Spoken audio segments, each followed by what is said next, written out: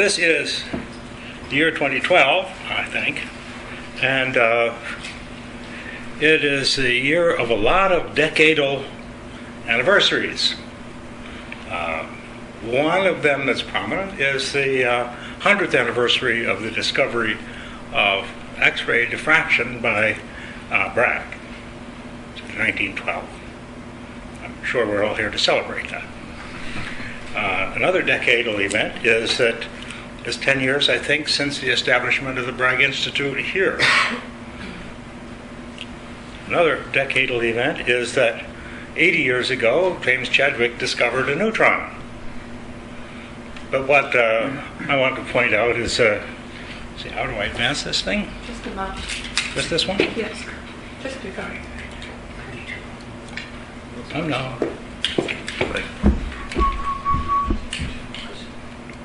Control it there. Okay. So another one that I want to remind you of, it is also the 100th anniversary of the discovery of cosmic rays, which has a lot to do with the knowledge of the spallation process. So first about the word spallation.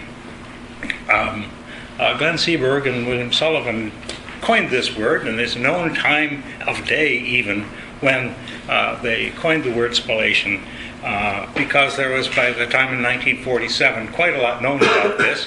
Not much intimately, but it needed a name, and they coined the name spallation, which means knocking apart nuclei by impingement of energetic particles.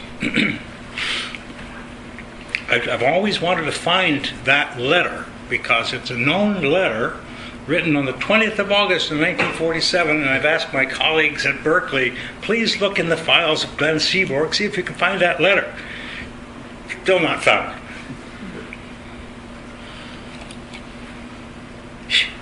Are you wrong? Do I have to push them both? Use the space bar. I'm just not good at pushing buttons. Here's what we know about the spallation process. It's the classic picture. An energetic particle. Can you hear me in the back? Yeah. Good, I won't use the microphone. Energetic particle, like a high-energy proton, hits a nucleus, heavy nucleus. All kinds of hell breaks loose inside and stirs up the nucleus.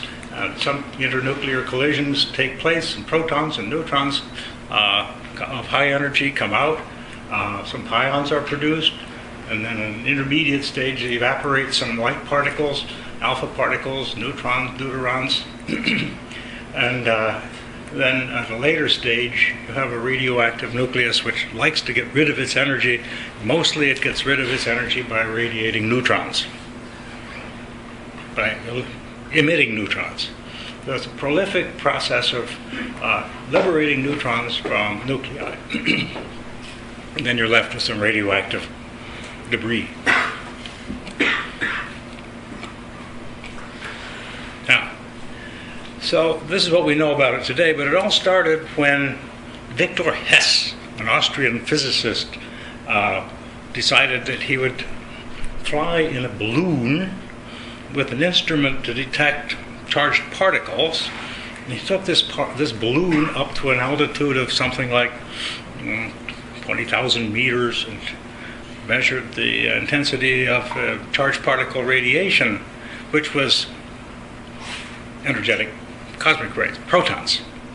It's like of order 10 billion volt protons. Didn't really understand much about it, but it was discovered at that time. And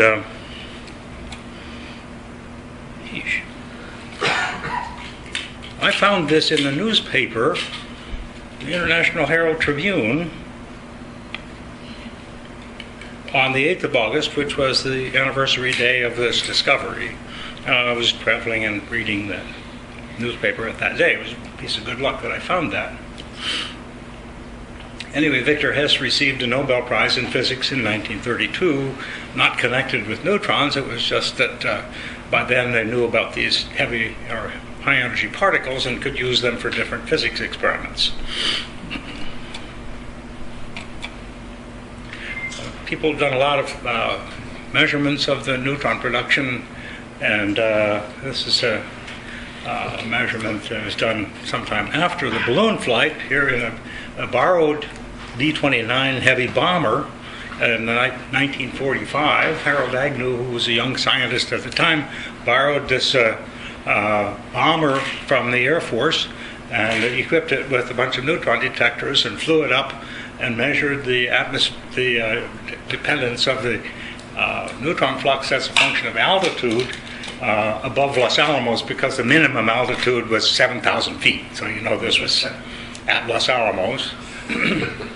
So he proposed a formula for the altitude dependence. Where it is? Do I have this? Somehow I can't see it. Anyway, there is a formula for the altitude dependence of the intensity of the neutrons. And he proposed this, and at a later time, Enrico Fermi, in his lectures at the University of Chicago, included this plot about what was known about the altitude dependence of the neutron flux. It also has to do with the dependence of neutron intensity as a function of latitude, which matters because the Earth's magnetic field allows lower energy protons to come in at the poles than it does around the equator. So you get more neutrons around the equator, around the poles than you do around the equator, the magnetic equator, that is. So it turns out that these expressions are the same as the ones that are consistent with what Harold Agnew had compiled. Now, why in the world do you care about this?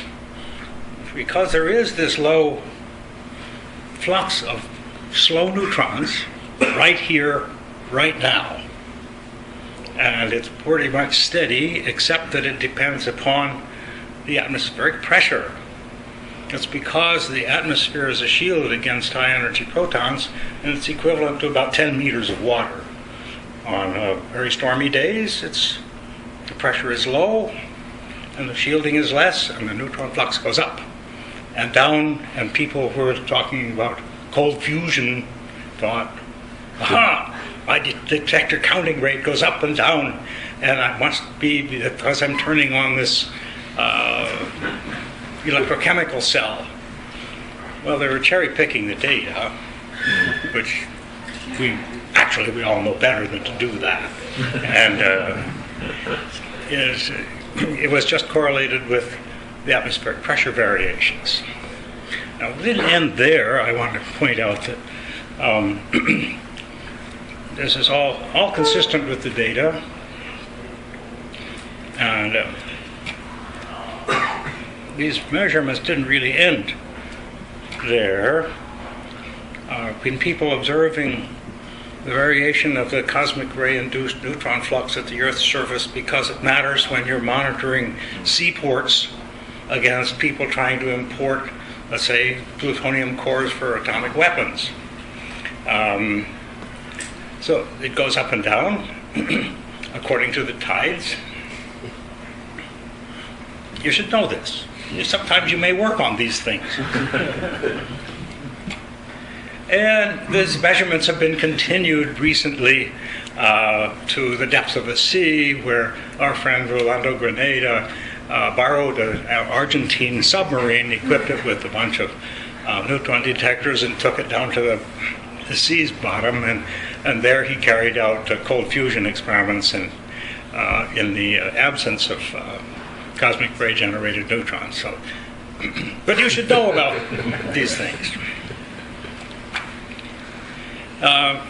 Then turns out that you don't have to wait any longer for the cosmic ray neutrons to build up. People began making neutrons using proton cyclotrons shortly after the cyclotron was developed in 1930.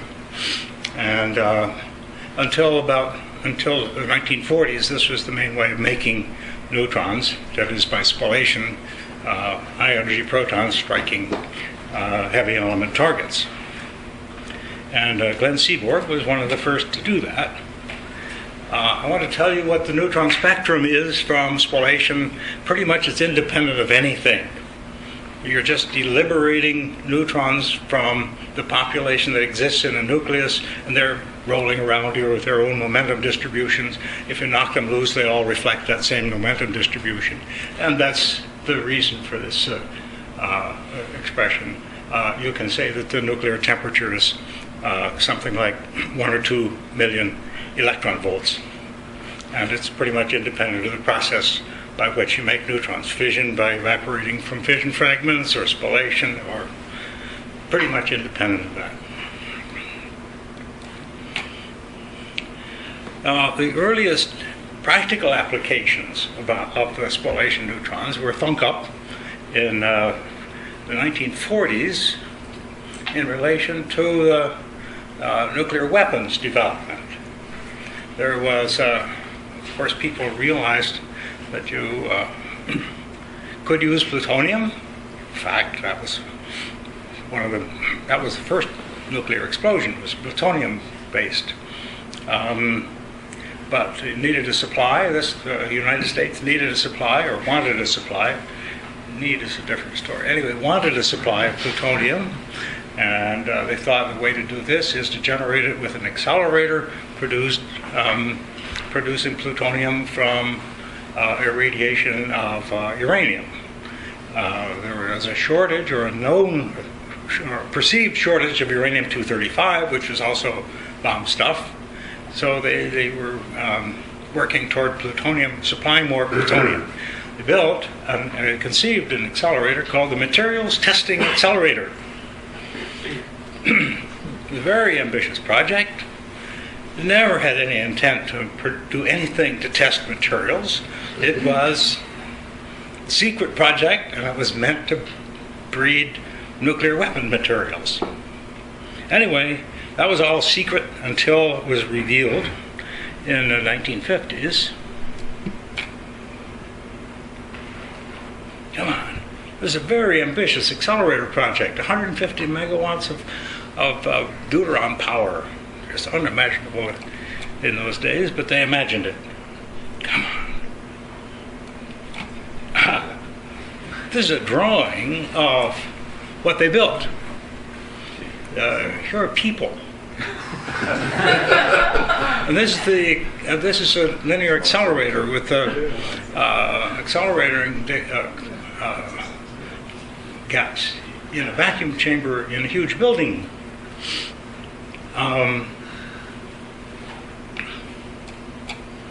And this is a photograph of the same thing. This is the vacuum chamber, and there's a truck. This is huge.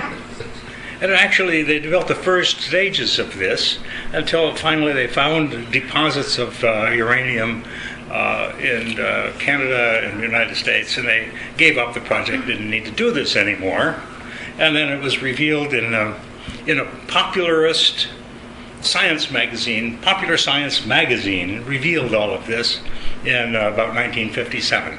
I have a copy of that marvelous magazine. So that was the first attempt, but they really didn't get very far using the spallation process, but it was based on that. And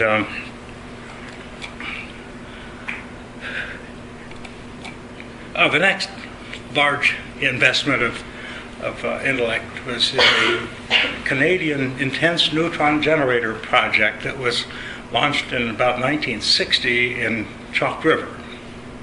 Chalk River has, of course, a long history already at that time in neutron affairs, but they proposed it was Gilbert,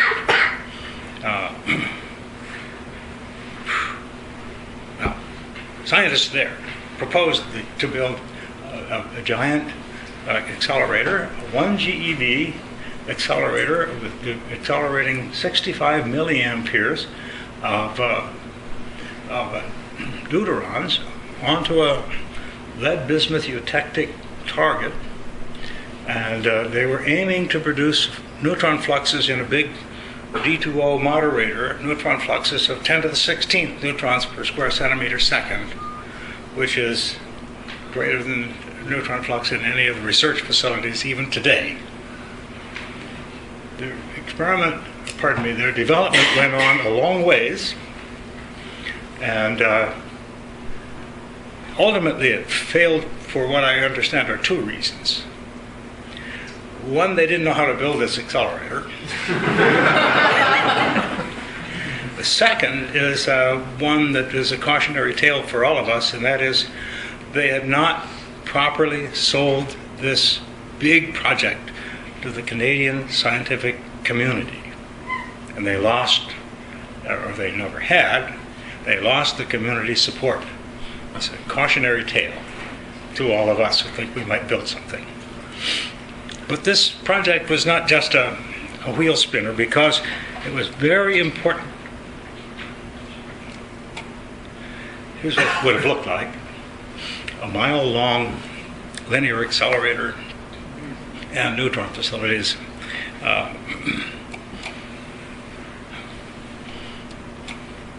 with vertically downward impinging proton beam into a cleverly channeled flow of lead bismuth eutectic, which melts at about 250 degrees C. The form of this vortex of some kind was such that the proton beam could come down into a reflected region where the beryllium, well-known beryllium reflector, increased the number of neutrons, and all surrounded by a heavy water moderator. So that project went on until it fell down on accounts that I've just mentioned. But very important to the rest of the world is that project was it spawned an experiment done at Columbia University to measure the exact absolute yield of neutrons as a function of proton energy and for different materials. So these were absolute measurements, absolutely normalized measurements, the kind of thing that engineers need to know before they design something seriously. So this is fundamental information that came out of the ING project, and I think it's influenced us ever since.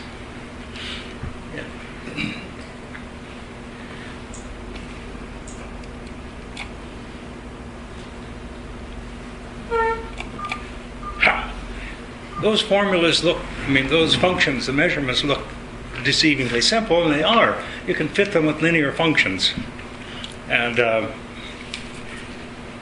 just the absolute numbers then inspired the theorists to go try to calculate this and produce codes that would then compute the spallation neutron production in practical targets. So they began on the basis of that inspiration. And now we have MCNP and a lot of other things that do these jobs for us and tell us we don't have to build things anymore as prototypes and measure, we can calculate. It's just been of central importance to the whole business of spallation neutron source development.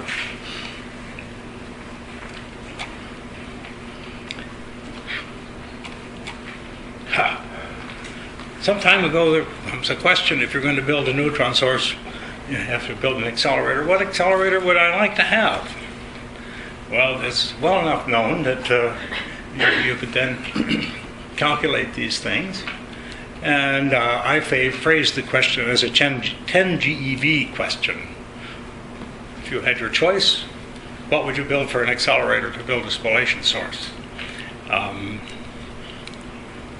Turns out not to make a whole lot of difference as long as you're well above a couple of 100 million volts, except for one thing, and that is because it doesn't make much difference in terms of the number of neutrons you produce per unit of power, and power is what limits engineering development. So you have to dissipate so much energy and so much power to produce so many neutrons, and pretty much doesn't depend on whether you get this power by small currents of high energy protons, I should say, or small or large currents of low energy protons, except it does make a little difference. And one thing to say, you need to know in these regards is that you can look at these charts and find out what the range of so 10 GeV protons is in different materials. That's always calculated on the basis of electronic excitation energy loss. And that's, of course, dependent a lot on the proton energy. But in a target of heavy material, the dominant loss is the loss of protons from the collisions, and the collision cross-sections are independent of the energy. So you see just an exponential loss in the neutron production rate as a function of depth into any target. And so you should not look at this and say, well, a range of 100 MeV, or say a 1 GeV proton is 80 centimeters in lead or something. Well, sure, but that's not the process that governs the rate of loss, attenuation. And you look in the depth of the target here, you find, well, it's only a few centimeters mean free path for pretty much any energy, and there's no so-called Bragg peak at the end of range because the protons are all exhausted by the time they get there. Here, if you use low enough energy, like 800 MeV here, why is this thing not working? Low enough energy, you do see it. And the main difference is in the power density at the target window. And there's an advantage in that respect in having higher energy because the damage rate in the window depends more on the current or the intensity of the protons than it does upon the energy of the protons. So the higher the energy, the less the current at the window side, and there's an advantage in designing against radiation damage in the window. So that's the only thing you can say. But if you go too much above, say, 1 GeV, another process starts to take over instead of neutron production. You'll get some pions. The charged pions go on to interact in the nuclear cascade the same as other particles, charged particles. But the neutral pions decay into a pair of gamma rays, and this energy is just lost to the neutron-producing cascade. So if you go to too high above these energies, the neutron yield is no longer quite proportional to the proton energy. Instead of being proportional, it goes like the 0.8 power. So you lose a little bit if you go too far. But there's no trouble with going up to 12 GeV. There may be positive compromises to make. That is, these accelerators, a 12 GeV accelerator delivering, say, a milliamp of power, milliamp of current, might be easier than building a 1 GeV accelerator developing or requiring 12 milliamps of proton. So it's a matter of convenience up to a certain point. No use arguing with your accelerator colleagues in a big meeting about what you would build for an accelerator because you have a lot of freedom.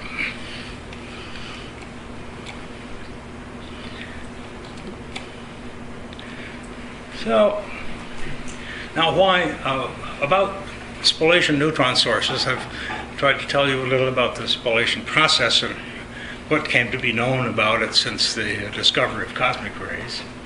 And these seminal measurements of Fraser and his colleagues, stimulated by the Ying project.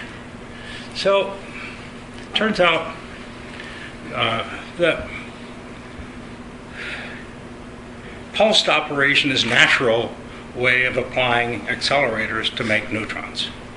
Synchrotrons, or even linacs are pulsed, but the pulses tend to be rather long in a linac.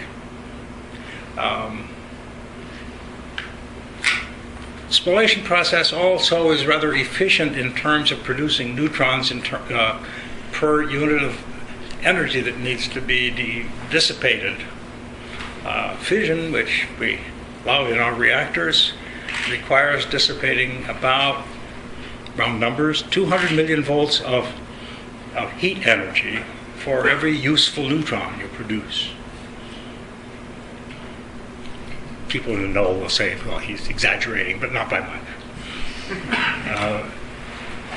Spallation requires to dissipate only 30 or 40 million electron volts of energy per neutron produced.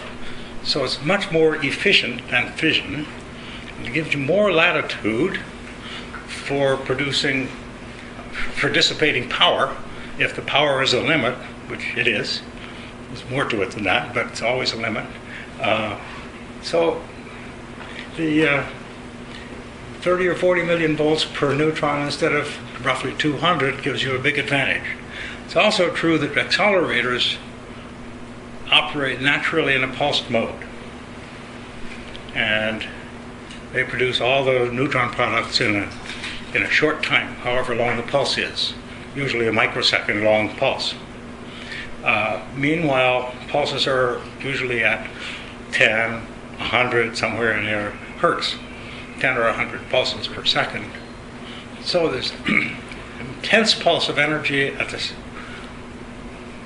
time of the delivery of the proton pulse, but a long time in between, and heat transfer is a slow process. So you have all this time in between to dissipate the heat, but instantaneously you have a huge power spike, and this is to the benefit of time-of-flight applications for the neutrons, and allows instantaneous high power, but modest low power for heat dissipation.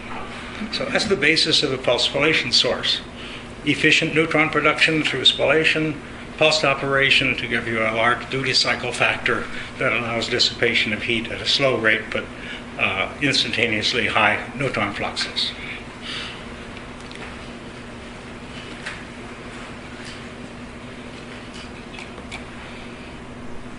This is so odd.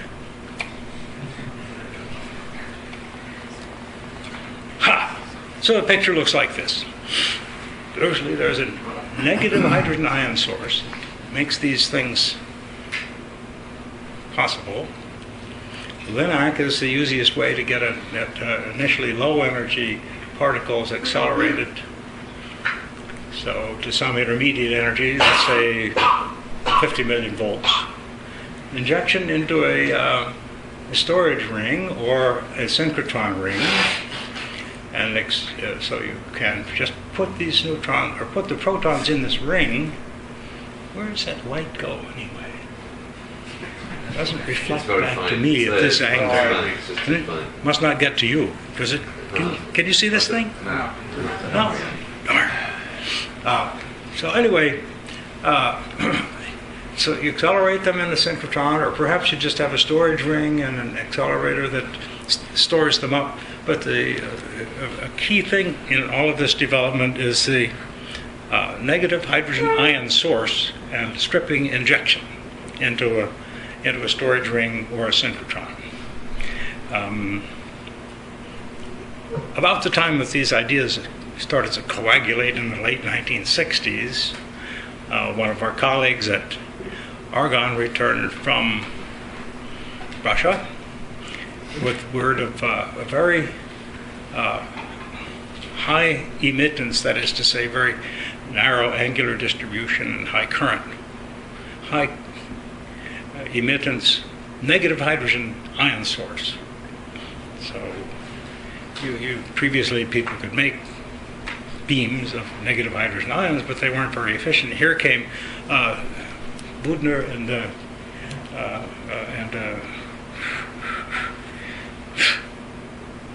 Dimov with this idea, and our colleague came back from Russia with this idea. He was the director of the ZGS, a 12 GeV accelerator in the 1960s. That was a popular energy for nuclear physics research in those days.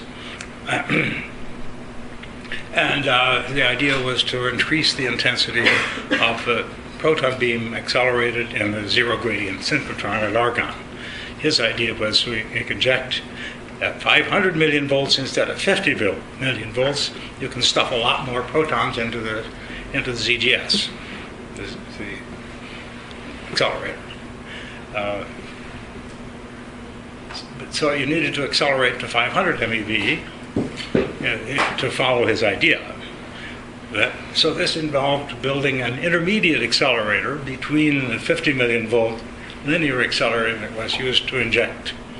And then I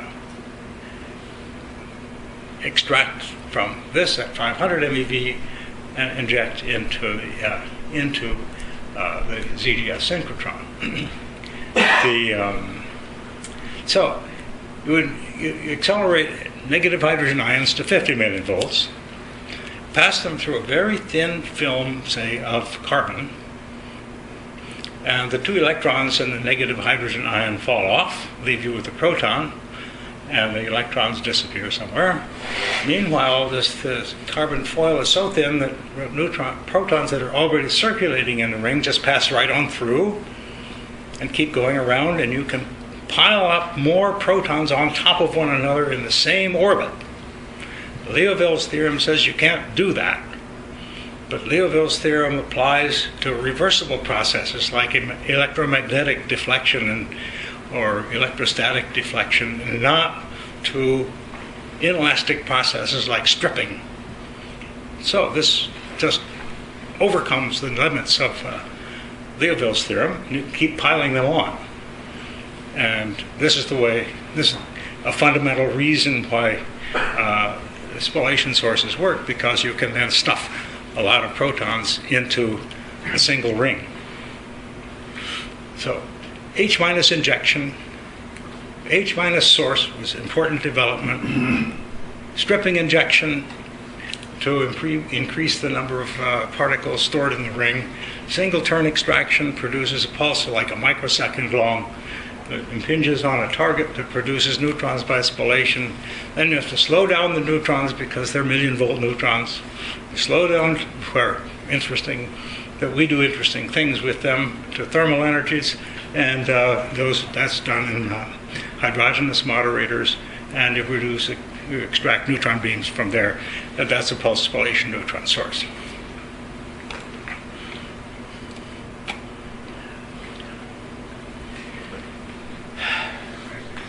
This is just a summary of what I've just said. Why do I have another one of those? Thank you. Now, moderators are an interesting topic in themselves, because instead of just having, say, a bucket of D2O or a giant block of beryllium for a moderator, which slows down neutrons very efficiently, you can now tailor the neutron spectrum. We have in our reactors, we have cold sources of D2O or D2 or of hydrogen, liquid hydrogen. So you can make cold sources. But there's a lot more flexibility in the spallation source in that you can make moderators of different temperatures. It doesn't have to be liquid hydrogen. You can tailor the width of the pulse according to the applications. If you try to make it narrow by making the moderator small, this is good because it makes time-of-flight instruments higher resolution, but it may cost you intensity. So there's a trade-off that you can make in relation to the instrument requirements, and this means that you can tailor moderators to instrument requirements. There's the physical temperature of the moderator, the material itself. We like methane for a moderator because it has a high hydrogen density. Has interesting problems, but we like it anyway. And you need to design these things, which we do these days by MCNP calculations, for example. I want to tell all of you that there's a challenge, because if you think you'd like to go beyond just having ortho or para-liquid hydrogen or methane, about which much is known, or water, you need the scattering function that describes the material before you can start calculating. So the challenge here for people to measure on exotic materials that have a prospect for moderators to enable design calculations to be done. All you students can go do that now.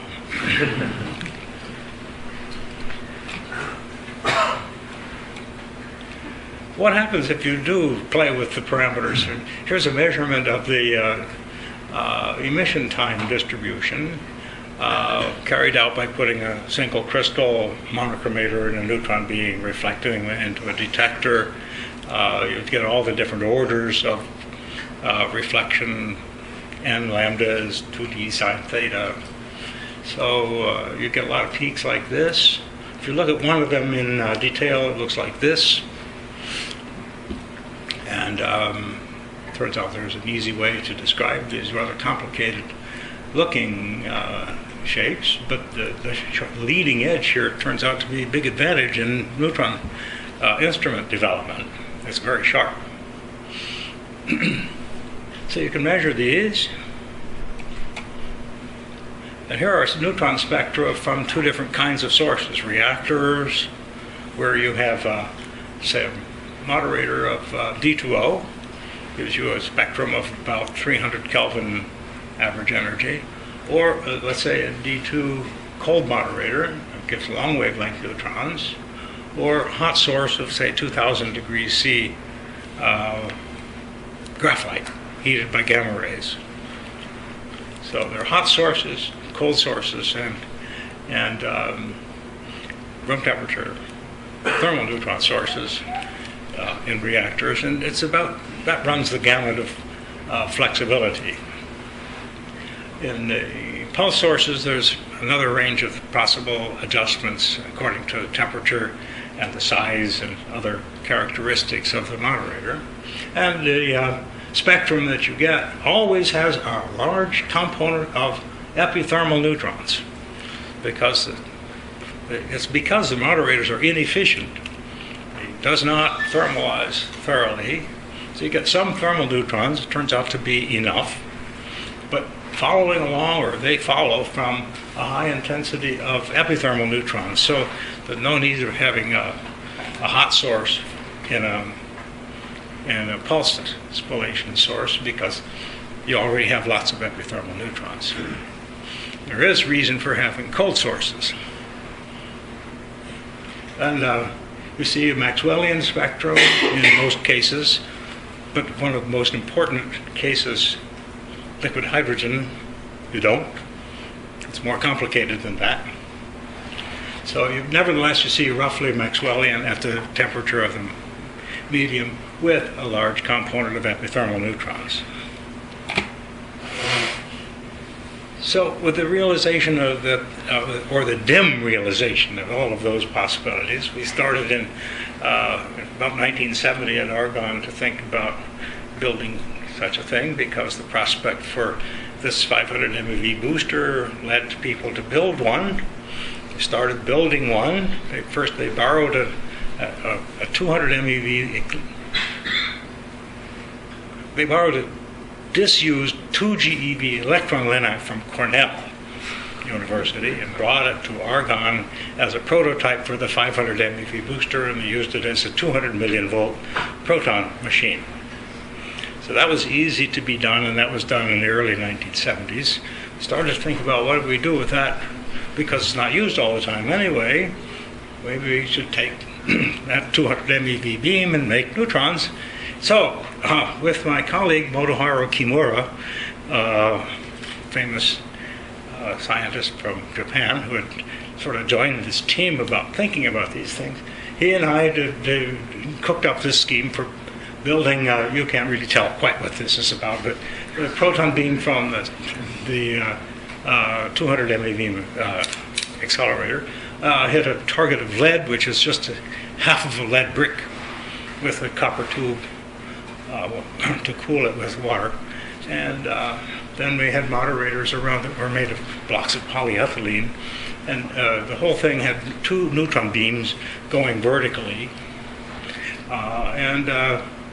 It was in a shielded house that was built up above the level of the proton beam. and we called it the ZGS Intense Neutron Generator Prototype.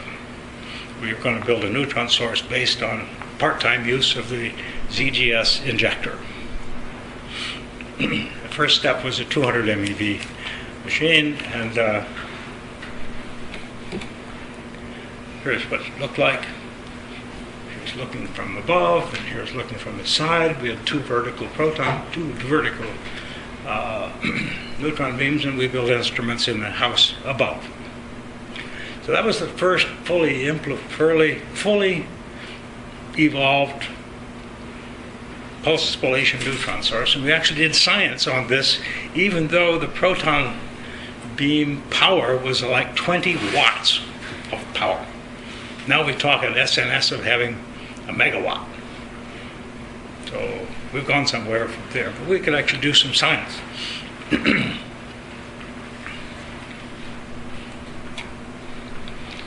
We built IPNS.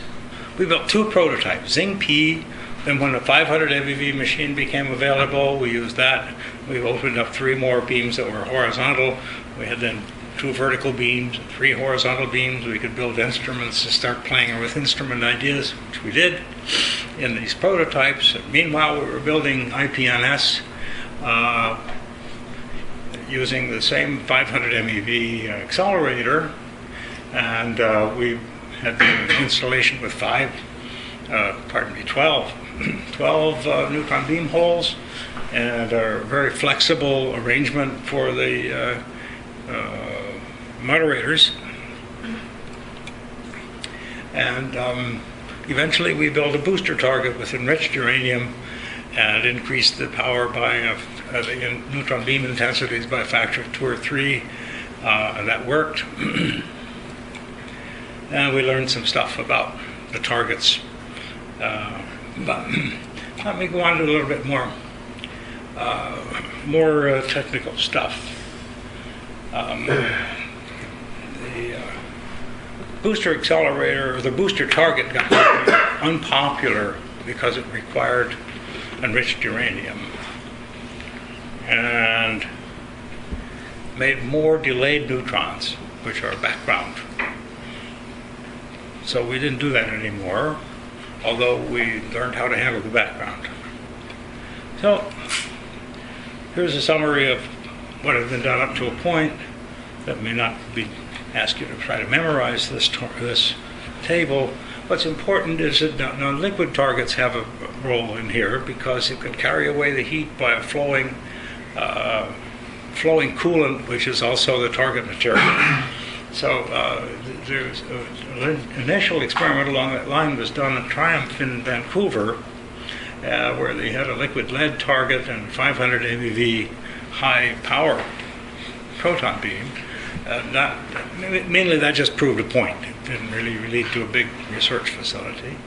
And now, based on the same idea, is the 1.5 megawatt SynQ spallation source at PSI, the Paul Scherrer Institute, which is a going concern and is roughly equivalent to a 10 megawatt or 20 megawatt research reactor. But it uses the leftover beam from the accelerator that's meant to produce pions. There's a lot of this recycling going on in this business. We take junk, unused time on other accelerators, and put it together and use it in a different way, and make a good experimental facility out of it. But most recently, the $1 billion facilities like SNS and ESS and JSNS are not made of junk. They're built from scratch. So here are things that are going on. What do we have for targets? Early targets were just blocks of heavy material, uranium, tungsten. Tungsten turns out to be better than tantalum, also practical. Water-cooled. And that's a good technology up to a point where you can no longer cool with water. And that motivated the idea of using liquid lead or lead bismuth or mercury targets as flowing liquid targets. So we learned about how uranium behaves under irradiation. It fails because common alpha phase uranium is orthorhombic and unstable under burnup. So we know where the limits are for that. And nobody has run a tungsten target to failure. They're so tough that they just keep running, and nobody has looked at one after it failed, because none were operated until they failed. Liquid targets have the advantage of just carrying away the heat in and of themselves. However, if we really push this like we have at SNS, the new phenomenon comes into play. If you deliver in a microsecond, say 50 kilojoules of energy to a blob of mercury, it raises the temperature 2 or 3 degrees C. You say, well, so, but it wants to expand. But you deliver the heat in a microsecond, and it doesn't have time. This volume that's heated doesn't have time to expand, so it ends up at high pressure, roughly 50 megapascals. And here's this region of high pressure, and it wants to expand. It expands, and a pressure wave travels out, hits the walls of this container, leaves rarefaction at the wall, bubbles grow, bubbles collapse, produce cavitation, the same thing you hear in the kitchen faucet run, go. It erodes the walls of the container, and that's a problem that people have not yet overcome. The process is called cavitation. Here's what the SNS Target looks like. It's a 4-walled container. In my early days of education, you couldn't make anything of this shape. With 4, nested walls. The first wall is to contain the mercury. The second wall is to be able to monitor a leak in the mercury containment. And then next wall, you have to cool it because the mercury is no longer in contact. And then you need a vacuum vessel around the whole thing. So 4 walls, and they're all contained in a vessel of stainless steel. It's a very clever engineering design accomplishment, which you can do these days. We wear these out at SNS on account of cavitation at about the same rate as radiation damage accumulates in the proton window, which eventually causes you to take, because the metal becomes brittle and you have to replace it. So these two phenomena lead to failure at about the same time. Another higher power spallation source is megapi. This is the megawatt proton irradiation experiment. It has to do with developments of spallation for the purpose of nuclear waste transmutation by accelerator methods. So there are a lot of people enthusiastic about using the spallation process to basically incinerate the nasty fission products from reactor fuel processing. So megapi is one development along that line. And this has worked successfully for a year at PSI, at the Paul Scherrer Institute, and basically the technology they employ works. It's a vertical target. The protons come up from the bottom, and the lead bismuth in the active target region actually is the target region for a SINCU spallation source as well. But this is an experiment that's done at the same time. Now there was another project, a spallation source project, called the Accelerator Production of Tritium. At one time, tritium is a nuclear weapons material. DT process goes on and makes hydrogen bombs. You need tritium, which is not naturally occurring. It's mostly the tritium that we have comes from neutron irradiation of lithium-6. Produces a a Triton product. So you get tritium from irradiating lithium-6 with neutrons in a reactor. It's also the source of helium-3 when the tritium decays. So anyway, there was a perceived shortage of tritium, and they had, from reprocessing, or that they being the nuclear weapons establishment in the United States, from reprocessing the tritium from nuclear weapons pills, they had a lot of helium-3. That's where we get our helium-3 for detectors. So the question was, how do we replace more helium-3, because for some reason laws were written in such a way that you could no longer use reactors to produce the tritium. So the idea was, I'll do it with the accelerator. And they designed, and I served on the advisory committee for this project for years. They designed various energies and so on, but roughly 100 megawatt proton beam installation produced neutrons by spallation in a tungsten target, which was big, and then by running helium-3 through the high flux neutron region, they converted back to tritium. So this went on for quite some time, and there were some tests done, and these proved the feasibility of let's say, the physics process. But eventually, those in power said, "Well, okay, use reactors again and use commercial reactors and make helium, but make tritium by lithium capture." So the project died. Was enormously expensive. Just this study cost several $100 million and took like 5 years. But it did prove a point. You could do this at 100 megawatts, or one time it was 170 megawatts of proton beam power. People found ways that it was conceivable to do this.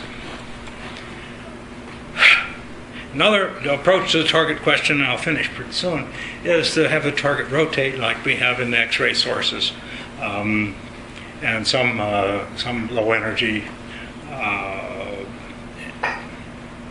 charged particle neutron producing sources, like the rotating target neutron source. It's a DT source that they ran for quite some time at Berkeley. So you have rotating targets, the same motivation as you have in an X-ray source, but instead of have neutron producing material and a neutron beam, you distribute the heat, distribute the radiation damage, and the advantage is then that the average damage rate and the average heating rate are distributed over larger areas, and the targets are longer lived. And people propose to use rotating targets. I think they're at the level of the ESS, which is 5 megawatts of proton power. They more or less have to do this, a rotating target of one kind or another. And that's the basis for the ESS target design. It's a rotating target. The question of what's the coolant inside, and I'm very conservative. I think the coolant should be water, but engineers know about water. It's the point. So, rotating targets are the solution to some of these problems. I have a little more data in here. Now it gets awfully tough, and you won't want to remember this, but it will be in a copy of my talk when you go look at it. Window has been tested to certain levels. The durability of tungsten targets has been tested up to certain levels, and the fatigue that has to be taken into account, because even the solid targets suffer from this same shock problem. And you can calculate, I must say. All the tests that have been done to test the results of calculations in relation to measurements are good to within about 20%, which usually comes about because the measurements are precise and the models that you calculate don't have all the nuts and bolts in, and that makes a difference. Well, enough of that. They're delayed neutrons. I won't say more about them. We know how to handle them. They're always present in spallation sources. Heat, as you calculate, that also comes out well from the calculations. the question of after heat, if you have a loss of coolant accident, one of the design bases of most nuclear facilities is what happens if you have if your coolant capacity is lost.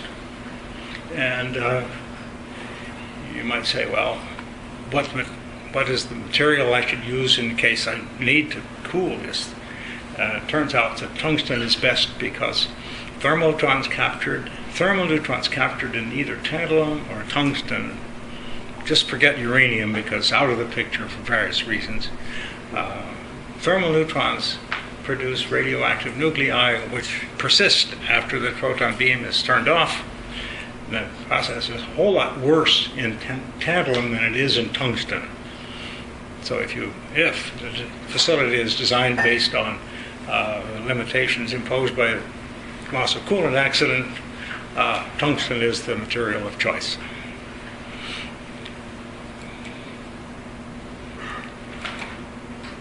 Corrosion, now there's an interesting thing. Often in nuclear events you think about stress corrosion, cracking occurring in coolant liquids.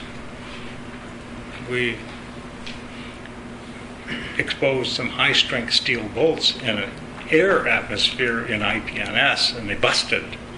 And looking at the fracture surfaces, you could tell that it was due to stress corrosion cracking, and it's not confined just to liquid environments. It also happens in in gas environments. So just enough of this.